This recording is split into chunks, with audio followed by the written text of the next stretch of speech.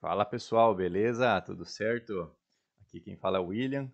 A gente está de novo aqui trazendo informações sobre o mercado, sobre análises, para a gente entender o contexto onde a gente está inserido como produtor, beleza? Eu vou dar seguimento aqui a partir da última análise que a gente trouxe para vocês aqui, né? Referente a qual que é o impacto, né, de um estresse hídrico na variação dos preços da commodity soja, né? Então, esse gráfico aqui a gente apresentou ele assim num vídeo um pouco denso. A minha ideia agora é trazer um vídeo mais simples, né? Mais fácil de compreensão, beleza?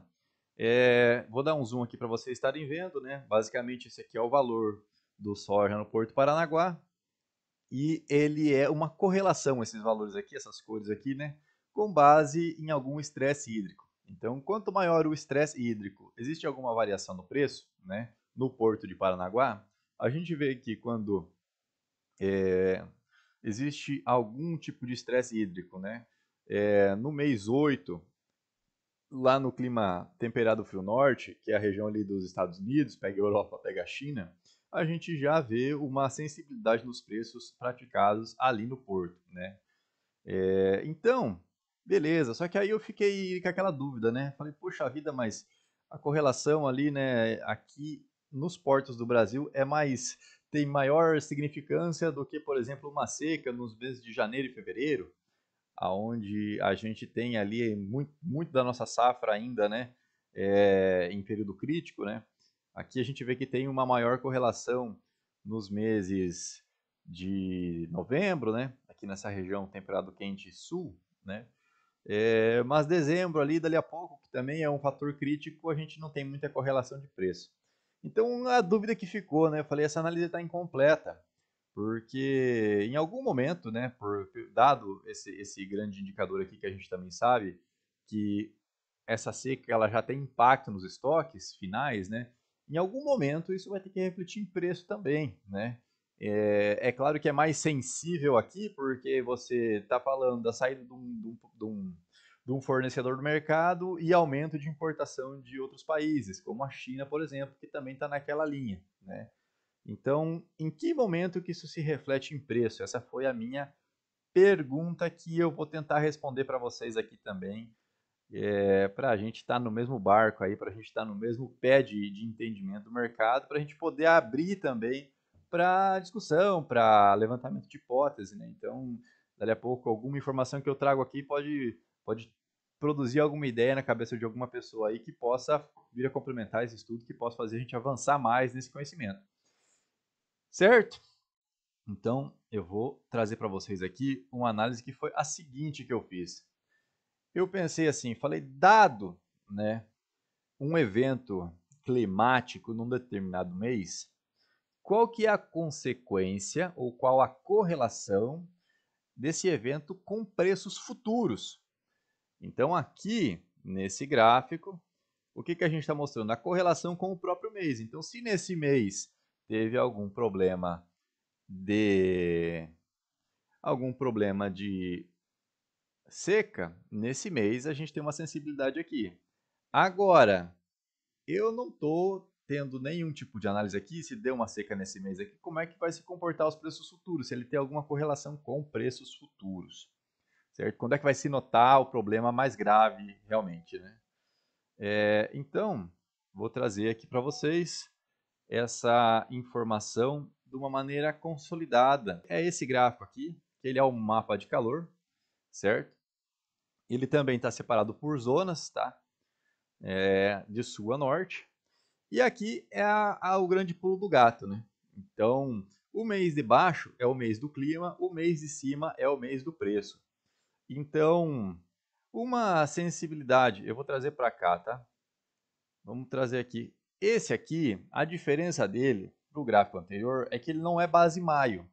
Ele é base o mês o preço de abertura do mês do evento climático. Então, por exemplo, aqui eu tenho o mês de junho, certo?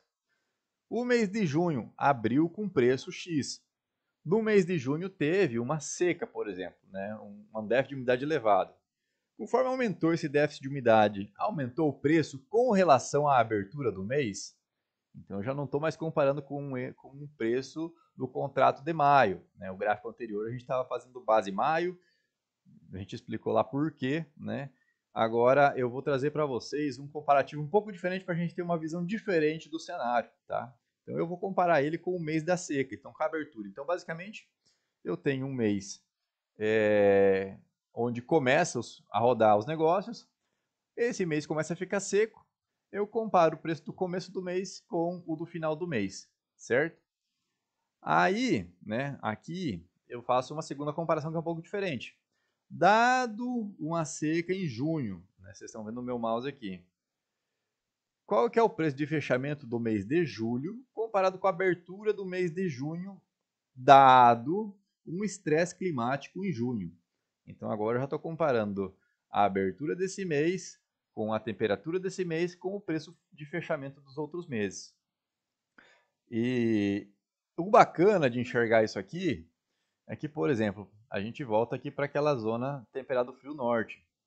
Aqui eu vou passar para vocês a legenda do gráfico, onde mais vermelho a correlação positiva, onde mais azul correlação negativa. Então vamos voltar aqui para o nosso mês de junho, perdão. Você vê que uma seca no mês de junho, ela não tem uma correlação muito forte com os eventos do mês de julho, com o preço, né? Com os eventos de preço. Uma seca no mês de junho vai ter maior correlação com os fechamentos do mês de julho e agosto. Tá vendo aqui? Ele não marca todos aqui no intervalo, mas a gente sabe que aqui é junho e julho, tá? Então, olha que interessante isso aqui, que visão diferente que ele me traz do cenário, né? Com base numa seca que aconteceu, né? Como é que ele vai estar diferente do mês onde que aconteceu aquela seca? Então, ele já é um panorama um pouco diferente. Talvez ele carregue alguns erros, talvez não carregue outros, né? Como foi a questão do base maio, usado no gráfico anterior, mas ele dá uma outra perspectiva, tá bom? Vocês veem aqui também, ó, aqui o mês de agosto, né? Que aqui no nosso outro gráfico, ele parece ser o mais sensível, né? Aqui a gente pode ver que o mês de agosto, mês 8, ele é o mais sensível. Aqui nessa outra análise, opa, aqui nessa outra análise, o mês de agosto, né, já não é mais tão sensível. Você vê que o que acontece no mês de agosto já não repercute tanto no preço, né, dado o preço do mês de agosto. Então, o preço inicial do mês de agosto, tá? A gente vê que ele acaba sendo mais influenciado mesmo pela seca no mês de junho, refletindo no mês de julho. Por que isso? Porque eu não estou comparando mais com o preço de maio, eu estou comparando com o preço de abertura, certo? E claro que o déficit de umidade absoluta, ele é um valor que ele é acumulativo, né? Não é de um dia para o outro que a umidade do ar vai ficar em níveis extremos, ele vai se acumulando. Então, para ele chegar no nível crítico em agosto, ele foi somando o problema, você está entendendo? Então, se eu pego e acumulo o nível crítico de agosto com um preço de maio, ele está carregando 3 meses de seca. Então, o preço de agosto ele vai estar maior que o preço de maio, né, por causa de uma questão acumulativa. Agora, se eu pego o preço de agosto versus a abertura de agosto, ele não vai ter tanta influência assim. Né? Isso é uma informação que chega para nós ao analisar essa informação aqui. Tá? Se você não entendeu essa parte, essa é uma parte importante, eu peço que você volte o vídeo e escute com calma para você entender essa parte, que ela faz toda a diferença. Beleza? Então, esse gráfico aqui para nós, ele é um gráfico melhor. Eu acho assim que ele não é tão sensível a algumas questões, mas ele é um gráfico que entrega uma informação mais coerente para nós, assim, uma informação que você consegue usar ela assim, de uma maneira mais prática no dia a dia, tá? Então eu vou dar um zoom out aqui para vocês verem o mapa de calor, né? Aonde está vermelho é onde tem maior consequência de mudança de preço dado um evento climático. Sem me alongar muito, tá? Algumas curiosidades que eu identifiquei, que o mês de abril, né? Quanto mais seco for o mês de abril, para a região temperado frio sul, né? mas ela vai ter uma diferença negativa no preço. Então, quanto mais seco aqui em abril, menos vai ter os preços, né? Não sei porquê, dali a pouco alguém que tem lavoura nessa região aqui do planeta pode me explicar por que é interessante, por que talvez os estoques eles sejam beneficiados com algum tipo de seca aqui. Dali a pouco algum período de colheita, não sei, algum período crítico onde não pode chover. Eu vou trazer um bônus nesse vídeo aqui.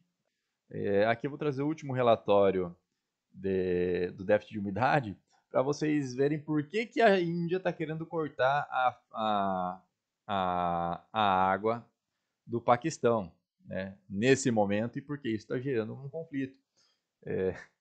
Quem viu o outro vídeo viu o comentário que eu falei, que uma má administração dos recursos básicos, né, para o uso da população gera esse tipo de estresse, né? E você pode ver que o Paquistão e a Índia estão numa situação difícil aqui de clima, né? O déficit de umidade essa última semana, né? Está bem agravado. Você pode ver que na Europa aqui também está uma situação um pouco complicada na última semana, aqui na China também, né? Então, lembrando que o déficit de umidade absoluta ele é um fator cumulativo, né? Não é que isso é o de hoje, né? Isso é o de hoje baseado num contexto de déficit de umidade, né? Onde não chove, então a coisa vai só ficando mais crítica. Beleza? Se alguém quiser mais informação aí, quiser fazer um estudo mais personalizado, quiser avaliar alguma outra situação, dá um alô para nós aí. A gente fica à disposição para estar sanando as dúvidas. Beleza? Aquele abraço.